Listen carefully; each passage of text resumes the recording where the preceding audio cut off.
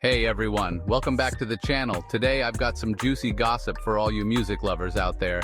Did Makhadzi steal the song Shiri Hoyo? Let's dive into it. So Makhadzi, our beloved African queen, is in hot water. Fans are pointing fingers, accusing her of lifting the new song Shiri Hoyo from an upcoming artist. The phrase Sherento honyo kwatu, which is all the rage right now, was originally made famous by Sherento Honyo, and she teamed up with rapper and singer Rude Kid Venda. Clips of their song have been circulating on social media, and the response has been incredibly positive. Now here's where it gets interesting. Makhadzi posted on her Facebook profile, Makhadzi Yoshoma, praising Shiri for its hit-making potential. Little did we know she was planning to record a song using that very phrase. A performance clip recently surfaced, shared by her friend DJ Zanzo, and fans were quick to put two and two together. This isn't the first time Makhadzi has faced such accusations. Singer Mukosi has previously cried foul, but her claims were largely ignored. Now, with Sherento Honyo in the mix, the situation is heating up.